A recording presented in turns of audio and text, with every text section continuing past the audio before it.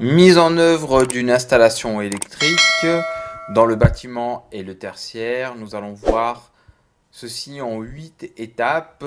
L'installation sous conduit IRL, isolant rigide liste, l'installation sous moulure, l'installation en encastré, l'installation en semi-encastré, l'installation en cloison sèche, l'installation par le sol, l'installation par les combles et l'installation, en huitièmement, en enterré.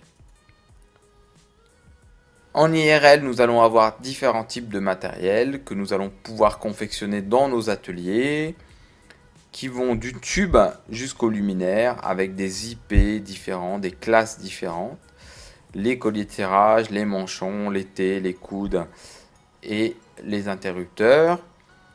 La position des coudes, des tubes et des T vont se faire en amont par rapport à un traçage ici, tracé à l'aide d'un cordeau à poudre, l'axe de passage des conduits. Donc je passe rapidement. Ensuite, raccordement des conduits aux boîtes avec du tube IRL. Il faut faire attention de ne pas découper ces tubes trop courts, bien les découper à ras. Vous avez le droit, lors de passages difficiles, d'utiliser de la gaine ICTA, des manchons de raccord.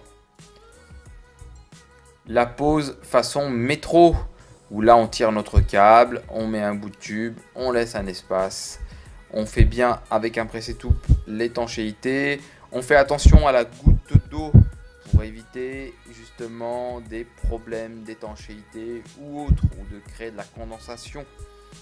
On a bien un angle à réaliser. Ensuite, pour tout ce qui est moulure, vous allez avoir des T, vous allez avoir des angles, etc.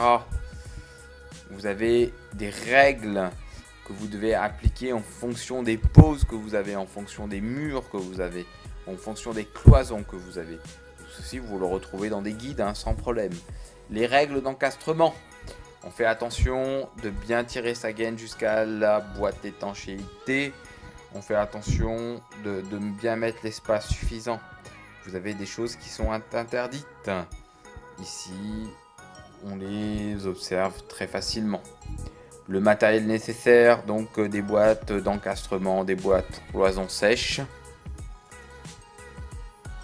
Le matériel nécessaire pour le semi-encastré, c'est-à-dire qu'on aura entre de la gaine ICTA et de la moulure. Donc c'est ce qu'on appelle du semi-encastré, moitié-moitié. Le matériel nécessaire, c'est toujours la même chose.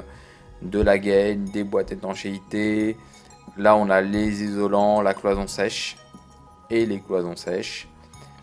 Conseils et règles de passage. Donc on fait attention à quelques règles. Donc ici et ici, ne pas encombrer. Bien faire passer nos gaines par les conduits des rails. Par le sol, on va essayer de tout centraliser sur la GTL, le coffret électrique. D'ailleurs, on ne va pas essayer, nous allons mettre même une pieuvre. Parce que ce qu'il y a d'intéressant, c'est tout centraliser au même endroit.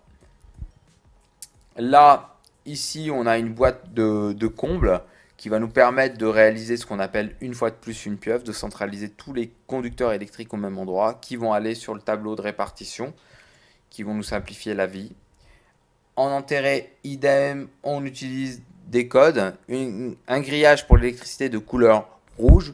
Quand la pelleteuse arrive, hop, elle prend la grille en premier, on sait qu'on a du câble électrique en dessous. Voilà, et à bientôt pour une prochaine capsule vidéo. Hey! Come on! Come on!